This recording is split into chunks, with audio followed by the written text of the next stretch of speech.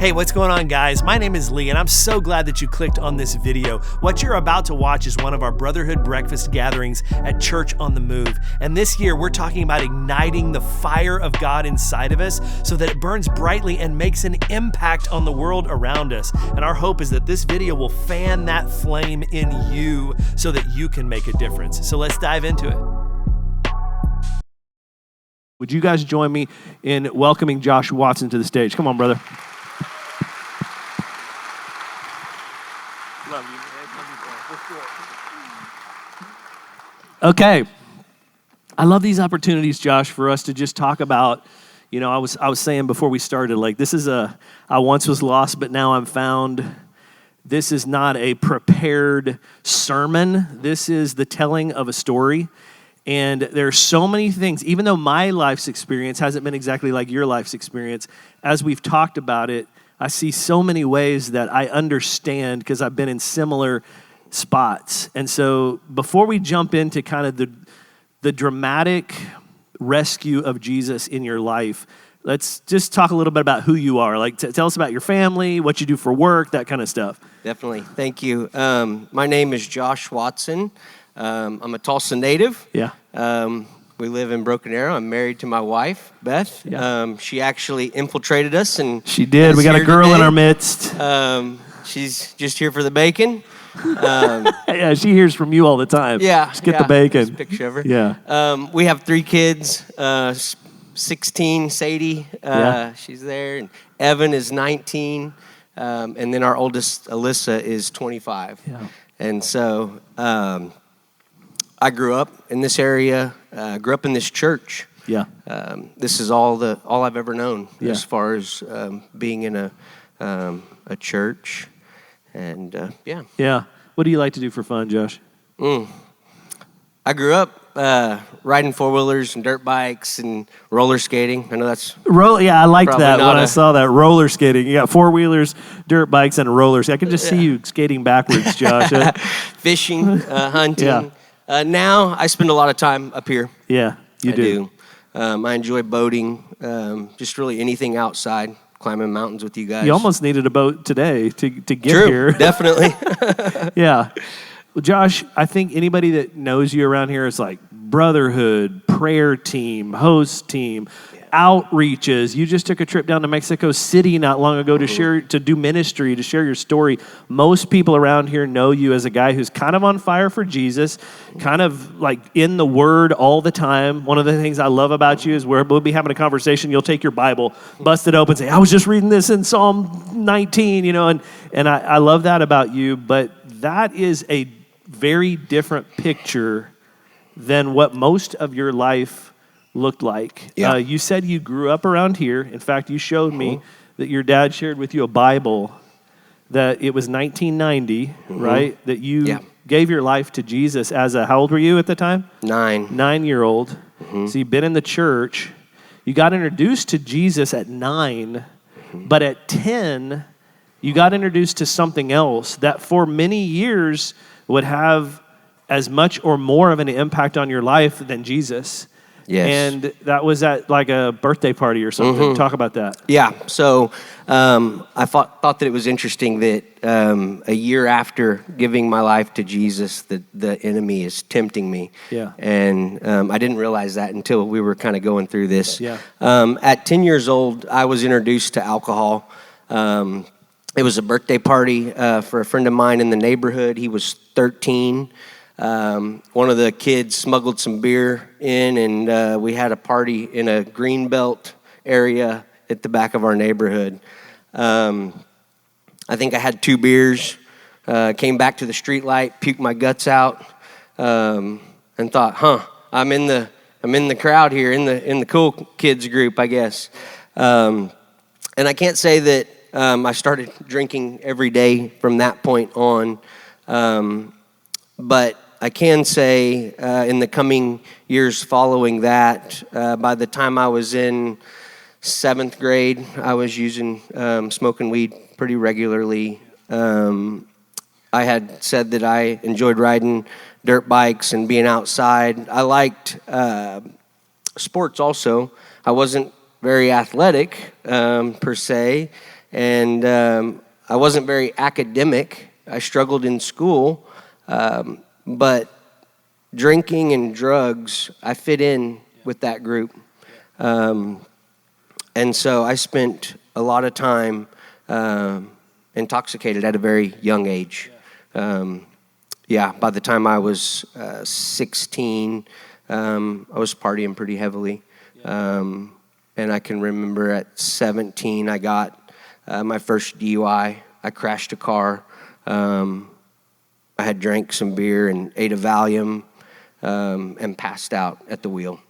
Yeah. I think one of the things that stood out to me when Josh and I were talking about your story is early on, 10 to 13, we start looking for identity. Mm-hmm. Like, where do I fit in? Where can I be successful? Where can I be accepted? And with that, I think hand in hand comes a desire for community. Mm-hmm. Who are my people? Where do I belong? And you said, academics wasn't my thing. School was a struggle. And I wish I was a good athlete, but I wasn't a good athlete. I didn't have that. But I found something I was good at. Mm-hmm. And I was somebody in that crowd. I was somebody that knew how to party. Definitely. And I think all of us along the way, and think back on your preteen or teenage self, trying to find who I am and where I belong. And that shapes a lot of what we do in our lives. And so you kind of went all in there, not because, I mean, from what I heard of your story, not because it was you loved drinking. In fact, you puked the first time you did it, but you went, now I'm a part of something and I have a place. And that would end up just continuing to have deeper, darker, difficult circumstances from 17, the DUIs started. Yep. 19, you had a pretty, I believe it was 19, correct me if I'm wrong, pretty dramatically traumatic experience at a party. Yeah. And lost a friend of yours. Talk about that. So, at 19, I hung out with athletes. I brought the party novelties, the drugs, and they brought the girls, was kind of the trade. And so we had went across town to a neighboring school district to hang out with their cheerleaders. And the guys of that community didn't like the guys from Broken Arrow being there. And so we were met with some resistance, I would say.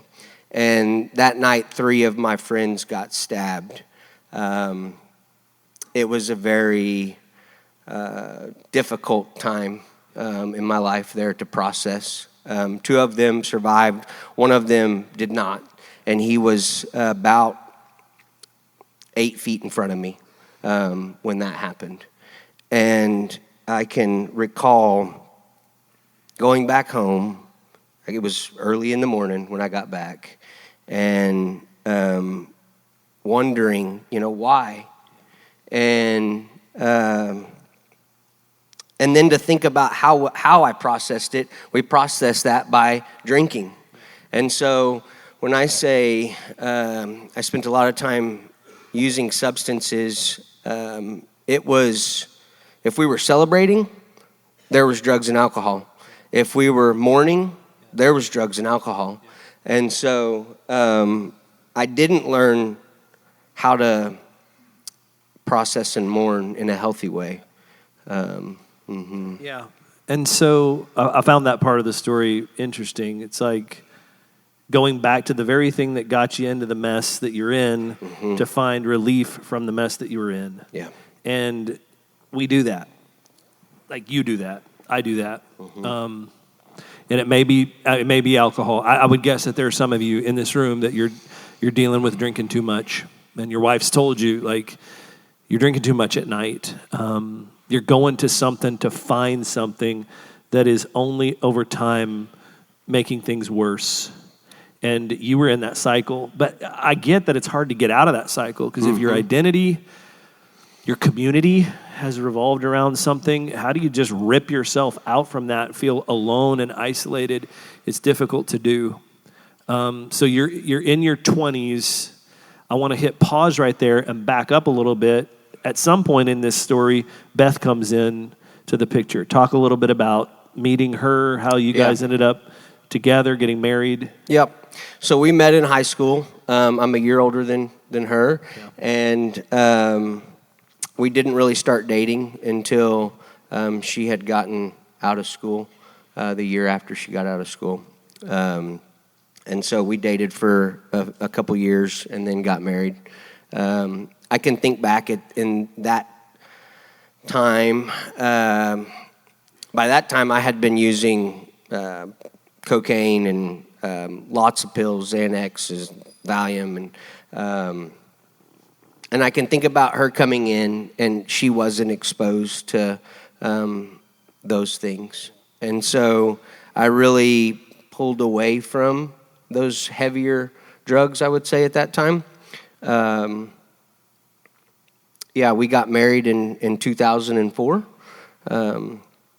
And shortly thereafter, we started attending church again. I didn't put down alcohol or smoking weed when she came into the picture. So those things continued. Yeah, and I think this is a really important piece of the story, I think, Josh, because you got married, and I got the sense from you, the way you were talking about that you knew that you wanted some change. Mm-hmm. You knew that you didn't want to expose Beth to kind of how deep and dark things had gotten. So you even cleaned up just a little bit. Like you say, you were still drinking some and marijuana, but you had kind of said, I'm going to lay the other stuff down. I don't want Beth to be exposed to that. And you started coming back right here to this church. Yeah.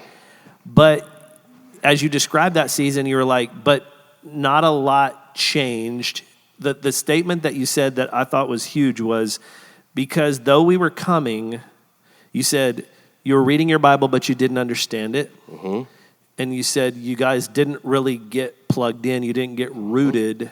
Yep. Talk a little bit about that. Because you later on in this story, you're going to come back here, and it's going to be completely different. But Yes. that time, you were going, this doesn't work. Talk about that. What I was seeing and what I was reading, it didn't add up. Yeah. And so eventually I would clean up and stop, get sober for a little while. Yeah. And we did come back to the church, and we attended. But like you just said, I was reading scripture. It wasn't really making sense. I didn't really understand it. We didn't get plugged in and start volunteering or do any type of mid-sized groups or anything. Yeah. I know we push those a lot, but there is some value in that community. Yeah. And we'll get, to that further here in just a little bit. But so we already had our oldest daughter. We had our son. Mm-hmm. We then had our third daughter. She was had a lot of health problems from birth. Yeah. She had a blockage in her intestine, had to have emergency surgery.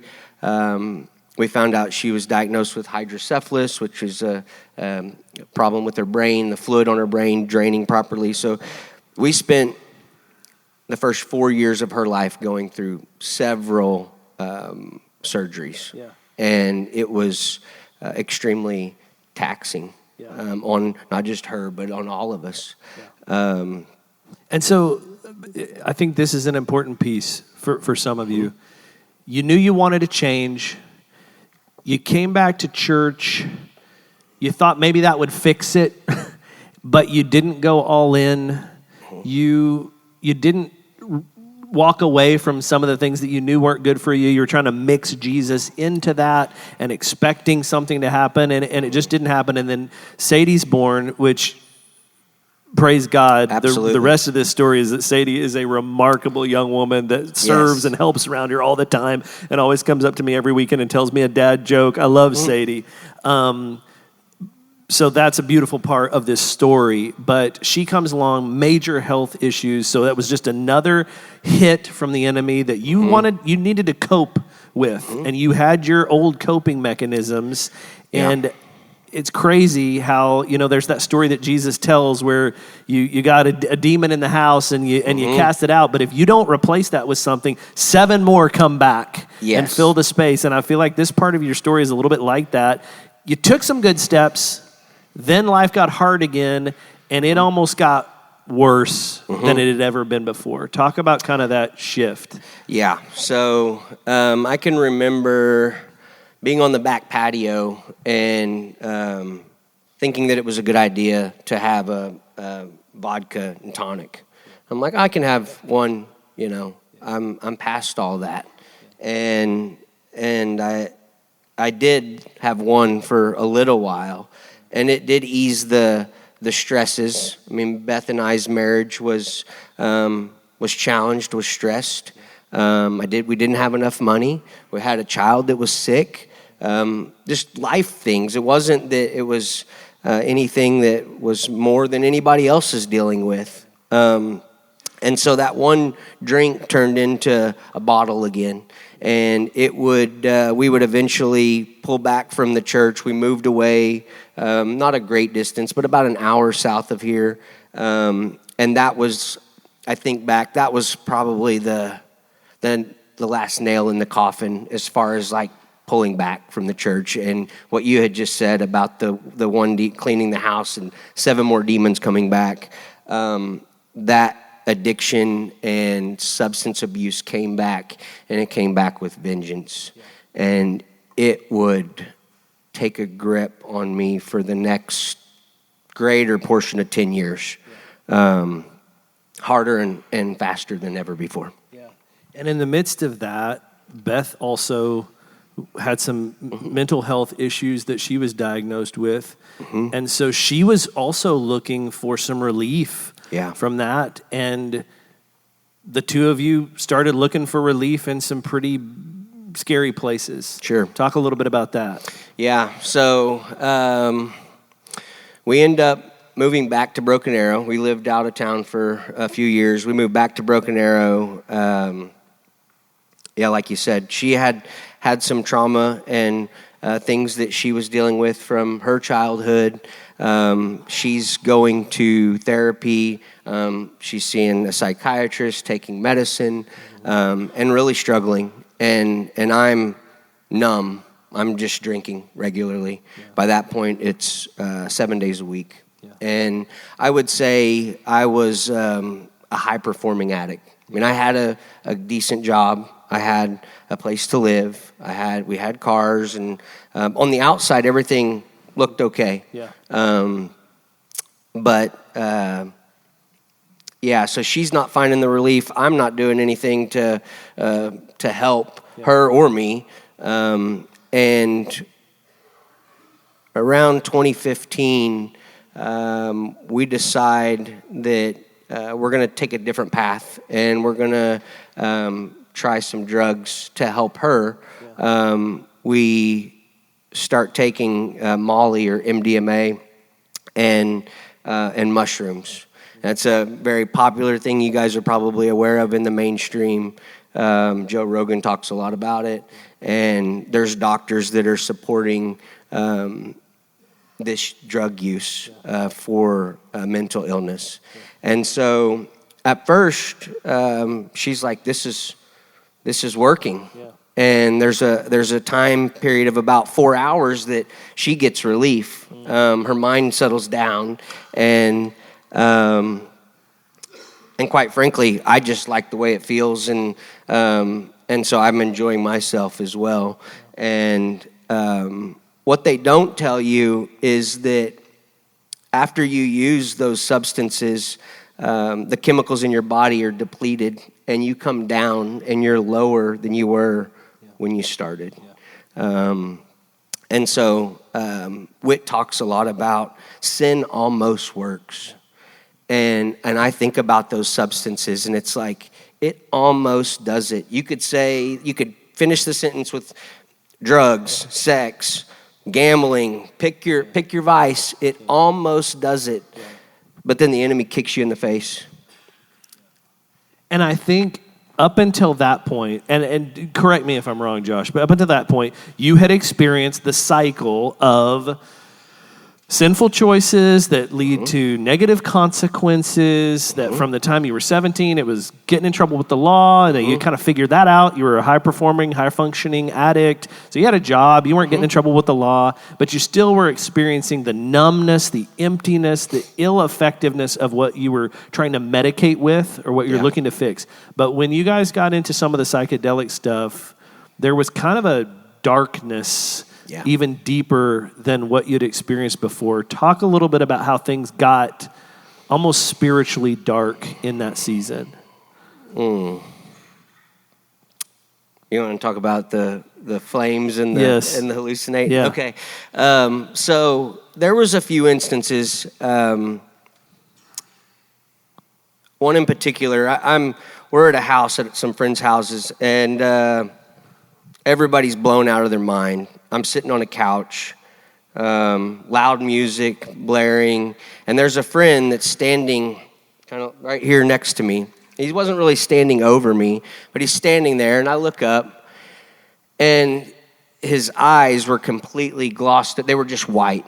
His eyes were open, but it was like a hollow shell. And I can remember looking at him going, I don't know what that is, and really not thinking too much about it then. So that was one instance. And then another instance, we were in a warehouse. It was like a pole barn, large pole barn, and there was a lot of people in that warehouse. And I had eaten a handful of mushrooms that night. And again, loud music, people everywhere. I think of when Paul talks about like debauchery and drunkenness. But every piece of wood is on fire in that whole place. And so I'm like, what am I seeing? And at that time, I'm like, oh, wow, Yeah. But I look back now and I'm like, I was in the depths of hell. Like the people I was around, the substances I was using, the things I was seeing. There was another instance in a hotel downtown. It was a birthday party. Again, place is full. I'm sitting on a couch, and there's a mutual friend sitting next to me. We didn't have any crosswords, no ill will towards each other. And he looks over and he's like, "What are you doing here?" And I downplayed it. He's like, "You have no business here." He's like, right, close to me. Nobody else can hear what's going on. She didn't even know. Beth didn't even know until I was kind of talking through some of this. She's like, "Who was that?" And so I look back now. I'm like, was that the enemy? I mean, because in 1990, that would have been my conversion. Yeah. So what was he seeing that I wasn't seeing? I don't know. Yeah. And so looking back, it's like, that was strange. What was that? What was this? So I definitely think there is a spiritual component to those substances.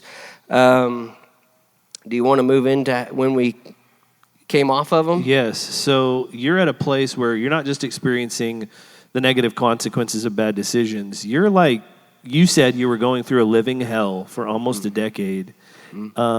Everything with Sadie's health, Beth's health. Yeah, I said, what were you feeling at that time? And you said, nothing. Yeah.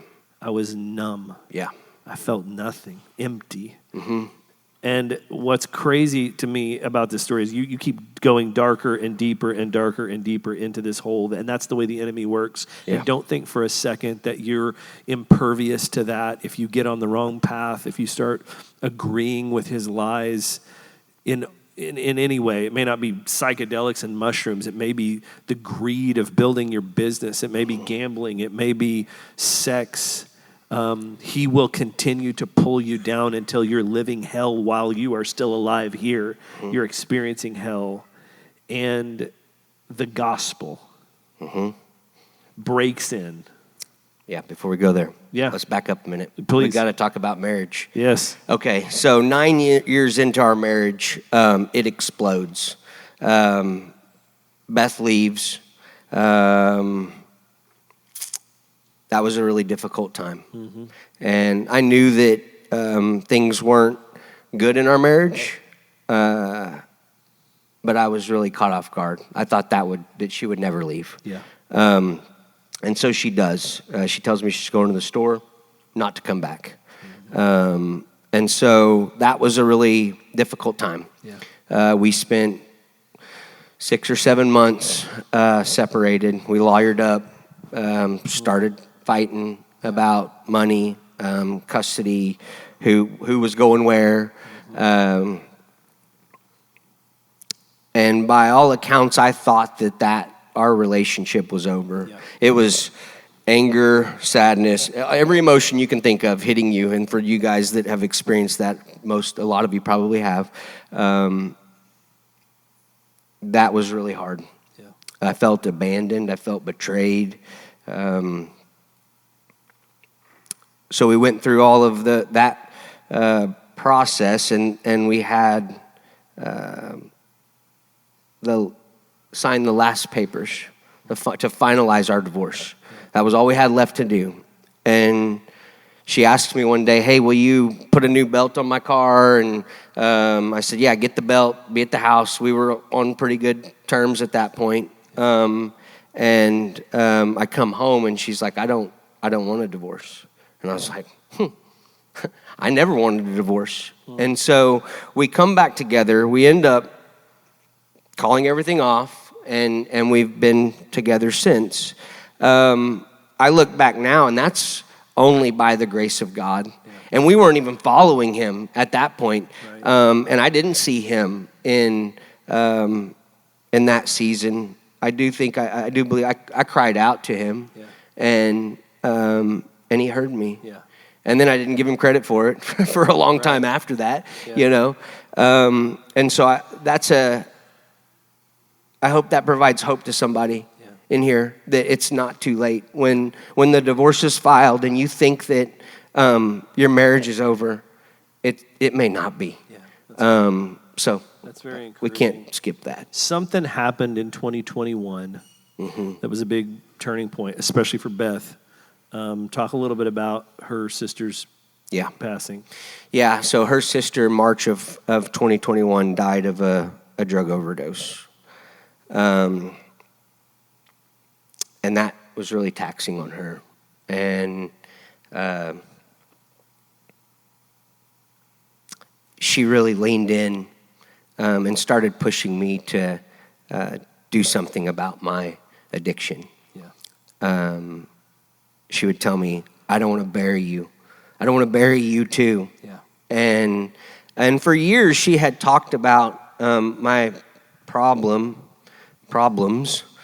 And most of the time it would blow over. I'd be like, "Yeah, whatever."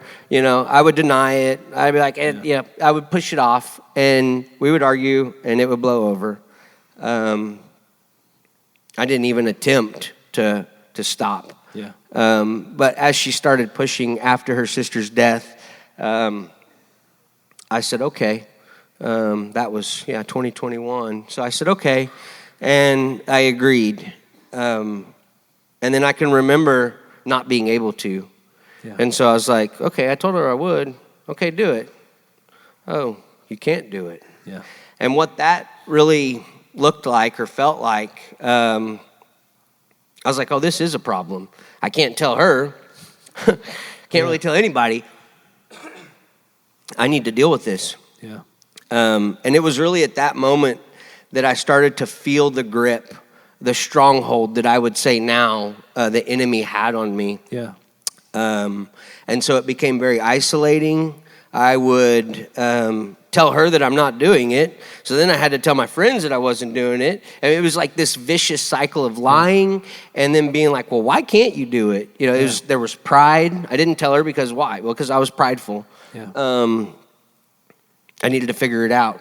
And so that goes on for a while, and she'd catch me, and "Well, you've been drinking, I can smell it." That goes on for several months. Yeah. And you started cleaning your life up in that from the outside. You guys started coming back to church. Mm-hmm. I mean, pretty soon you guys are in COTMU. You make an agreement with yourself. When I do COTMU, that's when I'm going to stop drinking, and you couldn't. And so what you end up doing is, from the outside, you are making some really good decisions. You guys are back here. You're getting involved, and you're saying, "I'm going to go run an errand so you can drink in the car," right? Yeah. So we'll fast forward a little bit, and I tell her one day, "Hey, would you like to..." So we're back in church, and I'm attending crying out. I would go to church, cry in the worship service. I don't want to live like this, only to find myself back buying more the same day, that Sunday afternoon. Yeah. And so I tell her, I'm like, do you want to do COTMU so you can learn about the Bible? Right. This is about her. And she's like, yes.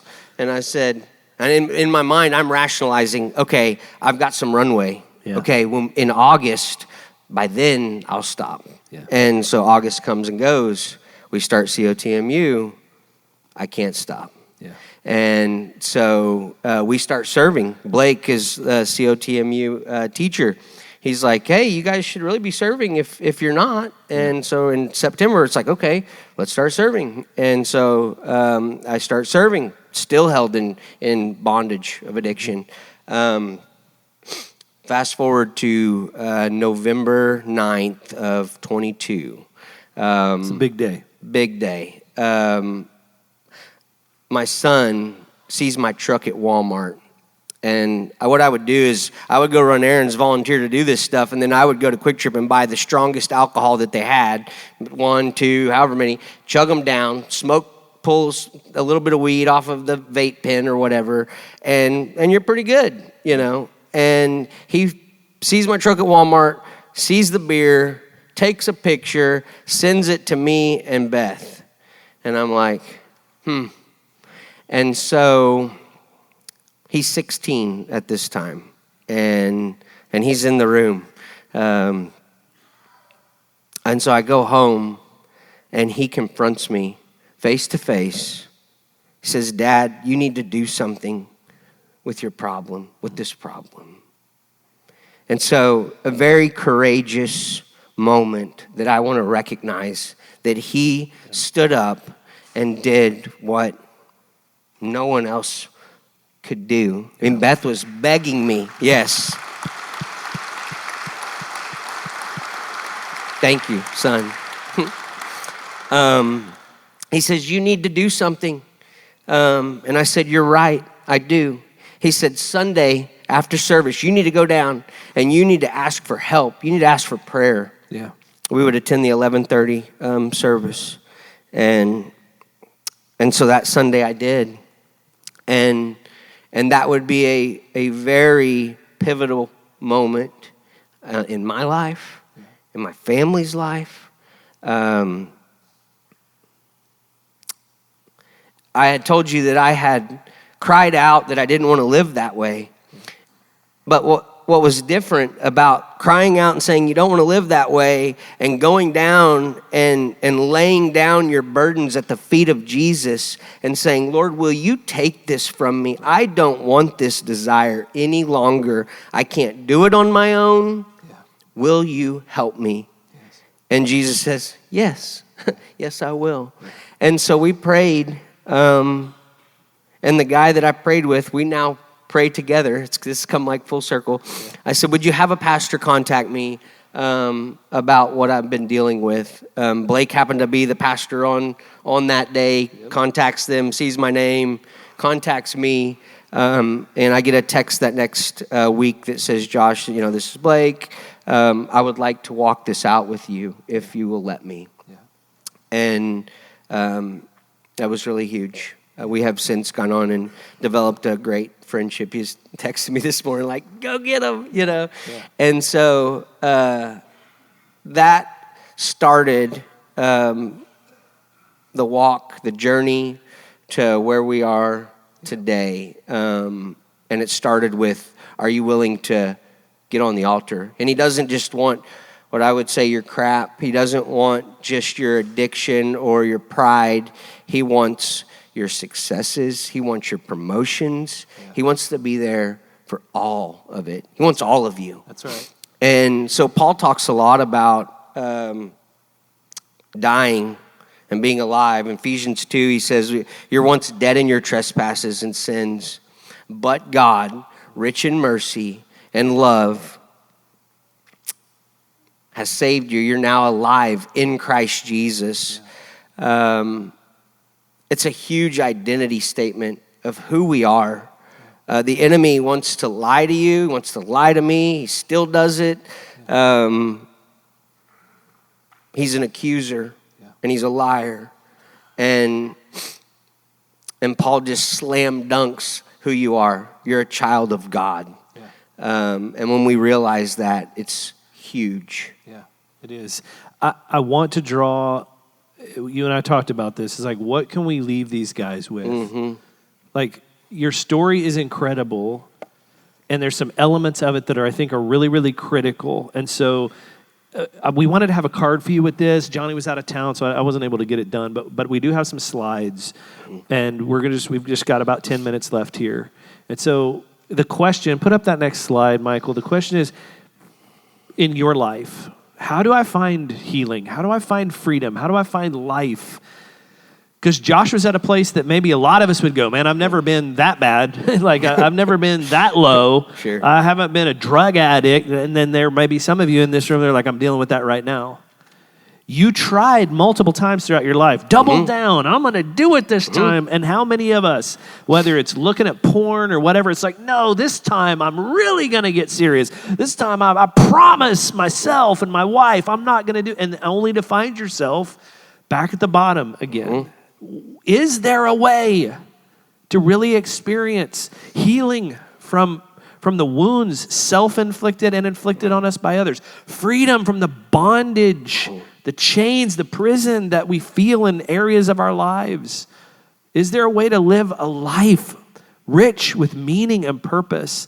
And just some things that are very true to Scripture, but were very true to your life. I just want to throw a few of these up here. And like I said, don't have a card. So some of you may just no shame in this at all. Some of you may need to take your phone out, take a picture of this screen, for these things. The first one is full surrender. That's what happened that night that was different than anything else. Instead of going, Jesus, I promise you, I'm going to fix this. You went, I'm completely incapable. I give it all to you. Yeah. Right? I can't do it. Yeah. Like I tried. Can't do it. Yeah. And so surrender. Yeah. Surrender. And there's this, we don't have time to unpack these verses, but this is Jesus saying, if you want to follow me, it's death to self. Yeah. You take up your cross and you give it all. Like I gave it all, you give it all. Well, and I had come to the end of myself. Yeah. Like that's really, what is this about? It's like I had come to the end of myself and I couldn't do it. Yeah. But he wants to. Yeah. And so. And in Revelation 3, we got Jesus talking to the church at Laodicea, and he says, you can't go halfway. You can't just be lukewarm in your relationship with me. That's not going to get you what you want. And you went through that years ago when you're like, we're coming back to the church, but you didn't get rooted. You didn't lean in. It was lukewarm, and it just doesn't cut it. It requires a full surrender. And some of you may be on the cusp of that. You're just like, yeah, I've kind of been coming. I'm kind of thinking that's going to fix things. You haven't fully surrendered your life to Jesus. And that's probably what stands between you and healing, you and freedom, you and the life that you know God created you to live. Have you surrendered? Here's a second really key element to that, and that is to fix your eyes on Jesus. Talk about how the story of Matthew 14 hit you. Yeah, so I think about, Blake asked me, what's your triggers? And I said, Quick Trip. They're on every corner.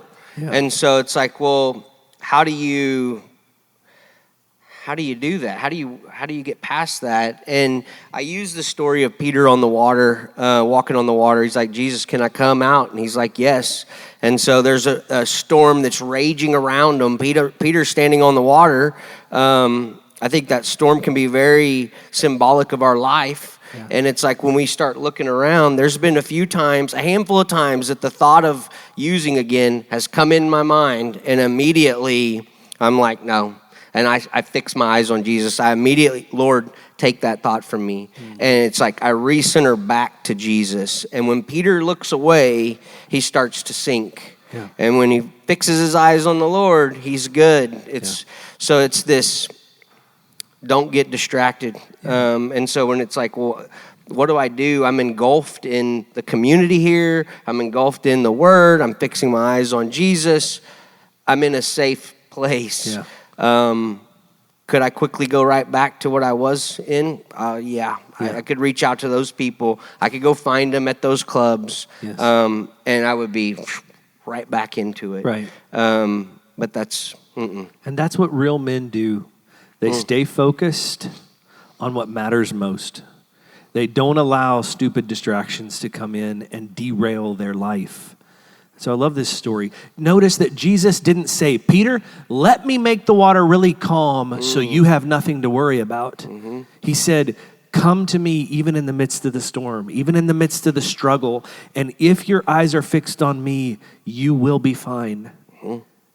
That's really key. If you're sitting around going, I'll get my life together when Jesus kind of fixes all this crap in my life, that's not the way it works. He says, come to me. And you won't even be worried about that storm. Your life will be built on a rock. And when the storms come and the floodwaters rise, your house won't fall. Right. That's what he says.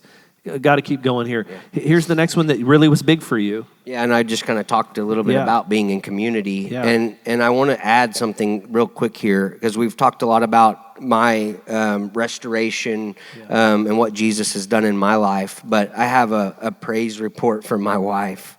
So she was on over 30 different prescription drugs that didn't help her. Yeah. And she's now walking drug-free and with a stable mind. Yeah. If you met her, you would not know the ailments and the psychological trauma that she has dealt with. So Jesus has restored her as well. Yeah, that's amazing. That's awesome. Yeah. That's pretty great. Community matters. In isolation, we will fail. Yeah. We will fall and we will fail in isolation. That's why this matters. That's why you come to Brotherhood Breakfast. And don't just come to Brotherhood Breakfast. Get connected to the guys at your table. Join a mid-size or small group. Be here on the weekend. Join a serving team, because that matters. It makes a big difference. Here's the last one, because we're running out of time. You already talked about Ephesians 2, but it's important. Yeah. It was about identity from when you were 10, and it's about identity now. Jesus has said, I get to declare, because I am the creator. All things were made through Christ, right? He was there at the beginning, and God made all things through him. He gets to decide who you really are, because he created you. You don't get to define it. He gets to define it. Will you go to him to discover who you really are? Yeah. What would you say more about that? Like you said it this way, he's done all for us. I would just say that I know I can speak only for myself. I roamed around like, who am I? What am I here for? What? And we're image bearers of Christ. Yeah. He has purpose. We have mission. Yeah. We are called to something. And it wasn't until coming back and surrendering everything that he's starting to reveal. It's like, was the last 20 years of my life, which was horrible, preparing me for the next 20 years? I was telling you about that. I don't know. It's like, I want to combat that evil. I want to help you guys combat that. Yeah. We want to give you a really tangible step. These 4 things, if you're not engaged with these 4 things, do so. Whether you're struggling in deep addiction or just trying to make the most of your life, these 4 elements are going to be critical to that. But because of COTM year 2, which you jumped into, and your life was just really changing through that season, you went through a study called Mending the Soul that I think a few guys in here have done, but you felt led to go like, now that God has set me free, now that God has healed me, I want to help other men find this freedom. And so you're starting some small groups through this study of mending the soul, dealing with past trauma, dealing with past failures, finding wholeness in Christ. And how can guys get connected to that? Yeah, so I wanted to just put my contact info up. And it isn't just for mending the soul, but I'll be doing another round of it in the fall. If you guys want to meet for coffee, go through Mending the Soul, we can talk about that. I just want to be available for anybody in any capacity I can. And I said, Josh, are you sure you want to put your personal contact information up there with 500 guys? Right. And he said, yes. And you know what? I get it, because I would say yes too. Because when God has radically changed your life, you have no choice but to turn around and help see that happen in other men's lives. And so if you're in this room and you're dealing with the kind of stuff that Josh talked about, or you just need discipleship, you just need a guy to talk to that can say, I was at the bottom and now Christ has put me on a solid rock. Josh is saying to you, Give me a call. Let's go to coffee. Jump in Mending the Soul with me. Or I'll point you in another direction. That's what this brotherhood is. It's not just me. It's not just Johnny and Mark. It's not just the pastors on staff here. We're caring for one another. We're spurring one another on toward love and good deeds to become those image bearers of Jesus. And so I hope that some of you will take a picture of this. We're going to leave this up for another second. Take a picture of it. If you need to reach out to Josh, say, I'm in trouble and I don't know how to talk to my wife and nobody knows at work, Josh is the guy that you can talk to. And as soon as this is over, and we're done in a minute, there's going to be prayer partners on the sides of this room. Take a step today. Go agree in prayer with somebody. Say, I'm struggling. I'm in trouble. I need help. That's what they're there for. Would you guys join me in thanking Josh for sharing his story today?